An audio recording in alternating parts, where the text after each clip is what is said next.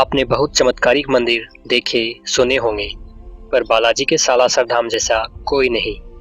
केवल यही एक मंदिर है जहां हनुमान जी अपने वास्तविक स्वरूप में दिखाई देते हैं, उस रूप में नहीं जिसकी हमने कल्पना की है। अगर आप जानना चाहते हैं कि हनुमान जी वास्तव में कैसे दिखते हैं, तो सालासर चले आइए, क्योंकि ये रूप इंसान ने नहीं बनाया। यहाँ हनुमान जी की मूर्ति हमेशा से ऐसी नहीं थी। पहले यहाँ हनुमान जी की राम लक्ष्मण को लिए हुई एक मूर्ति हुआ करती थी, पर ऐसा क्या हुआ कि हनुमान जी की उस मूर्ति ने अपना स्वरूप बदल लिया? और क्या है इस चमत्कारिक सालासर मंदिर का रहस्य? किस प्रकार यह अस्तित्व में आया और यहाँ कैसे कैसे चमत्कार होते हैं? और यहाँ पर बालाजी के परम मित्र और सखा कौन है? आज हम इन्हीं बातों पर चर्चा करेंगे।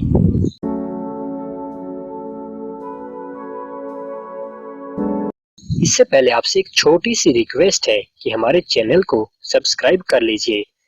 उसके लिए आपको बस नीचे दिखाई दे रहे लाल रंग के सब्सक्राइब बटन पर क्लिक करना है, प्लीज। तो आइए अब जानते हैं सालासर बालाजी के बारे में।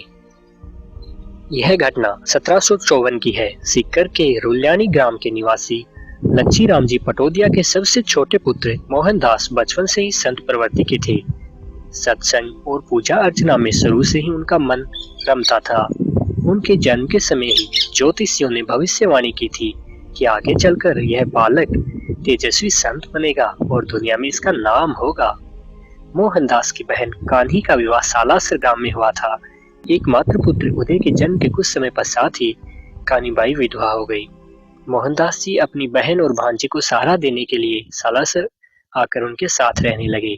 उनकी मेहनत से कान्हीबाई के खेत सोना उगलने लगे। अभाव के बादल छट गए और उनके घर हर याचक को आश्रय मिलने लगा। भांजा उदय भी बड़ा हो गया और उसका विवाह कर दिया गया। एक दिन मामा भांजा दोनों मिलकर खेत में कृषि कार्य कर रहे थे, तभी मोहनदास जी के हाथ से गंडासा छीनकर दूर फेंक दिया। मोहनदास जी पुनः उठा लाए और कार्य में लग गए, पर पुनः किसी ने गंडासा छीनकर दूर फेंक दिया। ऐसा कई बार हुआ। उदय दूर से सब देख रहा था। वह निकट आया और मामा को कुछ देर आराम करने की सलाह दी। मोहनदास जी ने कहा कि कोई उनके हाथ से जबरन गंडासा छीनकर फेंक रहा है। सांझ को उदय ने अपनी माँ कान्हीबाई से इस बात की चर्चा की, तो कान्हीबाई ने सोचा क्यों न भाई का विवाह करवा देते हैं, फिर सब ठीक हो जाएगा। यह बात मोहनदास जी को ज्ञात हुई तो उन्होंने कहा, जिस लड़की से मेरे विवाह की बात चलाओगी उसकी मृत्यु हो जाएगी। और वास्तव में ऐसा ही हुआ। जिस कन्या से मोहनदास के विवाह की बात चल रही थी वह अचानक ही मृत्यु को प्राप्त हो गई। इसके बाद कान्ही ने भाई पर विवाह के लिए दबाव नहीं डाला। मोहनदास जी ने ब्रह्मचार्य का व्रत धारण किया और भजन कीर्तन में समय व्यतीत करने लगे। एक दिन कान्ही अपने भाई और पुत्र को भोजन करा रही थी, तभी द्वार पर किसी याचक ने भिक्षा मांगी। कान्ही को जाने में कुछ देर हो गई। वह पहुंची तो उसे एक परछाई मात्र दृष्टिगोचर हुई। उसके पीछे पीछे मोहनदास जी भी दौड़े आए। उन्हें सच्चाई ज्ञात थी कि वह तो स्वयं बालाजी थे। कान्ही को अपने विलंब पर बहुत पश्चाताप हुआ। वह मोहनदास जी से हनुमान जी के दर्शन कराने का आग्रह करने लगी। मोहनदास जी ने उन्हें धैर्य रखने की सलाह दी। लगभग 1.5 माह पश्चात किसी साधु ने पुनः नारायण हरि नारायण का उच्चारण किया, जिसे सुन कान्ही दौड़ी दौड़ी मोहनदास जी के पास गई। मोहनदास जी द्वार पर पहुंचते हैं तो देखते हैं कि वह साधु वेशधारी हनुमान जी ही थे, जो अब तक वापस हो लिए थे। मोहनदास तेजी से उनके पीछे दौड़े और उनके चरणों में लौट गए और विलंब के लिए क्षमा याचना करने लगे। तब बालाजी वास्तविक रूप में प्रकट हुए और बोले, सखा मोहनदास, तुम सच्चे मन से सदैव मुझे जपते हो। तुम्हारे निश्चल भक्ति से मैं बहुत प्रसन्न हूँ। मैं तुम्हारी हर मनोकामना पूर्ण करूंगा। बोलो। मोहनदास जी विनय पूर्वक बोले, आप मेरी बहन कान्ही को दर्शन दीजिए और हमारे घर भोजन ग्रहण कीजिए। भक्त वत्सल बालाजी ने आग्रह स्वीकार कर लिया और कहा, मैं पवित्र आसन पर विराजूंगा और मिश्री सहित खीर व चूरमे का भोग स्वीकार करूंगा। भक्त शिरोमणि मोहनदास से प्रेम बालाजी को अपने घर लाए। बहन भाई ने आदर सहित अत्यंत कृतज्ञता से उन्हें उनका मनपसंद भोजन कराया। सुंदर और स्वच्छ शैया पर विश्राम के पश्चात भाई बहन की निश्चल सेवा से प्रसन्न हो बालाजी ने कहा कि कोई भी मेरी छाया को अपने ऊपर करने की चेष्टा नहीं करेगा। श्रद्धा सहित जो भेंट की जाएगी मैं उसे प्रेम पूर्वक ग्रहण करूंगा एवं इस सालासर स्थान पर सदैव निवास करूंगा। ऐसा कहकर बालाजी अंतर्ध्यान हो गए। भक्त भाई बहन कृत्य कृत्य हो उठे। इसके बाद मोहनदास जी एकांत में एक समी के वृक्ष के नीचे आसन लगाकर बैठ गए और उन्होंने मौन व्रत धारण कर लिया। लोग उन्हें पागल समझ बावलिया के नाम से पुकारने लगे। एक दिन मोहनदास जी समी वृक्ष के नीचे बैठे धूनी रमाई तपस्या कर रहे थे कि अचानक वह समी वृक्ष फलों से लद गया। तब से लोगों के मन में मोहनदास के प्रति भक्ति भाव का बीज अंकुरित हुआ, जो आगे चलकर अनेक चमत्कारिक घटनाओं का वृक्ष बनता चला गया। एक बार भांजे उदय ने देखा कि बाबा के शरीर पर पंजों के बड़े बड़े निशान हैं। उसने पूछा तो बाबा टाल गए, लेकिन बाद में ज्ञात हुआ कि बाबा मोहनदास जी और हनुमान जी प्राय मल्ल युद्ध व अन्य प्रकार की क्रीडाएं करते हैं और बालाजी का साया सदैव बाबा मोहनदास जी के साथ चलता है। इस तरह की घटनाओं से बाबा मोहनदास जी की कीर्ति दूर पास के ग्रामों तक फैलती चली गई। लोग उनके दर्शन को आने लगे। दोस्तों, बाबा मोहनदास जी की भक्ति और चमत्कारों के अनेक किस्से यहाँ जन जन में सुनाई देते हैं, लेकिन उन सभी पर हम इस वीडियो में बात नहीं कर सकते। हम बस कुछ महत्वपूर्ण बातों की चर्चा यहाँ पर करते हैं। तत्कालीन सालासर बीकानेर राज्य के अधीन था। उन दिनों ग्रामों का शासन ठाकुरों के हाथों में था। सालासर व उसके निकटवर्ती अनेक ग्रामों की देखरेख का जिम्मा शोभासर के ठाकुर धीरज सिंह के पास था। एक दिन उन्हें खबर मिली कि डाकुओं का एक विशाल जत्था लूटपाट के लिए उस ओर बढ़ा चला आ रहा है। उनके पास इतना भी वक्त नहीं था कि बीकानेर से सैन्य सहायता मंगवा सकते। अंततः सालासर के ठाकुर सालम सिंह की सलाह पर दोनों बाबा मोहनदास की शरण में पहुंचे और मदद की गुहार लगाई। बाबा ने उन्हें आश्वस्त किया और कहा कि बालाजी का नाम लेकर डाकुओं की पताका को उड़ा देना, क्योंकि विजय पताका ही किसी की सेना की शक्ति होती है। ठाकुरों ने वैसा ही किया। बालाजी का नाम लिया और डाकुओं की पताका को तलवार से उड़ा दिया। डाकू सरदार उनके चरणों में आ गिरा। इस तरह मोहनदास जी के प्रति दोनों की श्रद्धा बलवती होती चली गई। बाबा मोहनदास जी ने उसी पल वहां बालाजी का एक भव्य मंदिर बनाने का संकल्प किया।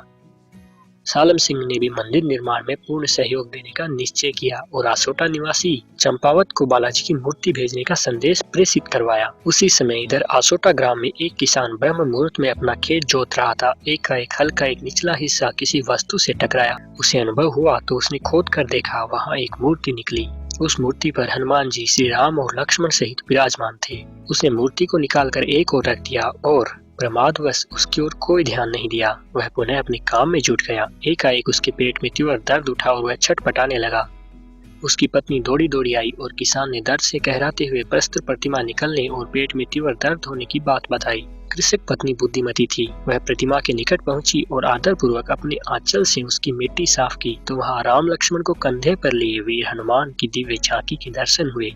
काले पत्थर की उस प्रतिमा को उसने पेट के निकट स्थापित किया और यथाशक्ति प्रसाद चढ़ाकर अपराध क्षमा प्रार्थना की। तभी मानो चमत्कार हुआ और वह किसान स्वस्थ होकर उठ खड़ा हुआ।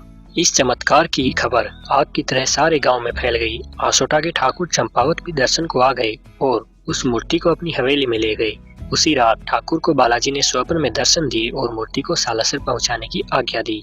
ठाकुर चंपावत ने अपने कर्मचारियों की सुरक्षा में भजन मंडली के साथ सजी धजी बैलगाड़ी में मूर्ति को सालासर की ओर विदा कर दिया। उसी रात भक्त शिरोमणि मोहनदास जी को भी बालाजी ने कहा कि मैं अपना वचन निभाने के लिए काले पत्थर की मूर्ति के रूप में आ रहा हूँ। ठाकुर सालम सिंह व अनेक ग्रामवासियों ने बाबा मोहनदास जी के साथ मूर्ति का स्वागत किया और सन 1754 में शुक्ल नवमी को शनिवार के दिन पूर्ण विधि विधान से हनुमान जी की मूर्ति की स्थापना की गई। पर दोस्तों, ये मूर्ति वैसी नहीं थी जैसी हम आज सालासर में देखते हैं। आगे सुनिए इस मूर्ति का रूप परिवर्तन कब व कैसे हुआ। श्रावण द्वादशी मंगलवार को भक्त शिरोमणि मोहनदास जी भजन में इतने लीन हो गए कि उन्होंने घी और सिंदूर से मूर्ति को श्रृंगारित कर दिया और भाव विवल हो गए। उन्हें कुछ भी ज्ञात नहीं था, न तन की सुध न मन की सुध। उसी समय बालाजी का पूर्व दर्शित रूप, जिसमें वह श्री राम और लक्ष्मण को कंधे पर धारण किए हुए थे, अदृश्य हो गया। उसके स्थान पर बालाजी का वास्तविक रूप, दाढ़ी, मूंछ, मस्तक पर तिलक, विकट पोहें, सुंदर आँखें, वास्तविक रूप के दर्शन होने लगे। इसके बाद स्नेह स्नेह मंदिर का विकास कार्य प्रगति के पथ पर बढ़ता चला गया। वर्तमान में मंदिर के द्वार व दीवारों पर चांदी विनिर्मित मूर्तियां और चित्र हैं। गर्भगृह के मुख्य द्वार पर श्री राम दरबार की मूर्ति के नीचे 5 मूर्तियां हैं। मध्य में भक्त मोहनदास जी बैठे हैं। दाएं श्री राम व हनुमान जी, बाएं बहन कान्ही और पंडित सुखराम जी आशीर्वाद देते दिखाई गए हैं। सालासर में वर्ष भर श्रद्धालुओं का तांता लगा रहता है। मंगल, शनि और प्रत्येक पूर्णिमा को दर्शनार्थी विशेष रूप से आते हैं। यहाँ प्रतिवर्ष 3 बड़े मेले लगते हैं। प्रथम चैत्र शुक्ल चतुर्दशी पूर्णिमा को श्री हनुमान जयंती के अवसर पर द्वितीय आश्विन शुक्ल चतुर्दशी पूर्णिमा को और अंतिम भाद्रपद शुक्ल चतुर्दशी पूर्णिमा को इन मेलों में लाखों श्रद्धालु आते हैं। इन अवसरों पर छोटा सा सालासर ग्राम महाकुंभ से कम नहीं लगता। सालासर हनुमान धाम राज्य राजस्थान के चूरू जिले में स्थित है। इस धाम के बारे में यह प्रसिद्ध है कि यहाँ से कोई भी भक्त खाली हाथ नहीं लौटता। सालासर बालाजी सभी की मनोकामनाएं पूर्ण करते हैं। आज सालासर भक्तों का एक पुनीत तीर्थ है। यहाँ आने वाले भक्तों को जब तब बालाजी के चमत्कार देखने को मिलते रहते हैं। आदिकाल से ही सालासर बालाजी निश्चित ही एक उद्धारक के रूप में दर्शनार्थियों का कष्ट निवारण कर अपने सखा मोहनदास जी के दिए वचन का निर्वाह कर रहे हैं। आज भी वहाँ बाबा मोहनदास जी का जलाया हुआ अग्निकुंड अनवरत चलता आ रहा है। प्रणाम बाबा हनुमान जी को और प्रणाम उनके सखा मोहनदास जी को। उनकी प्रेममयी भक्ति का ही फल है कि हम आज भी बाबा को उनके वास्तविक रूप में देख पाते हैं। दोस्तों, हमारे राजस्थान में अनेकों रहस्य छुपे पड़े हैं और हम उनमें से कुछ को आपके सामने लाते रहेंगे। हम हर रोज एक वीडियो में राजस्थान की संस्कृति, इतिहास और धार्मिक रहस्यों की बातें करेंगे। बस आप हमारे वीडियोस को लाइक करते रहिए और कमेंट्स में अपने सुझाव अवश्य देते रहिए। And friends, thanks for watching this video. अभी के लिए इतना ही, जल्दी मिलते हैं। आप बने रहे हमारे साथ, आखिर आप साथ हैं तभी तो हम हैं। जय बाबा की, जय राजस्थान, जय हिंद।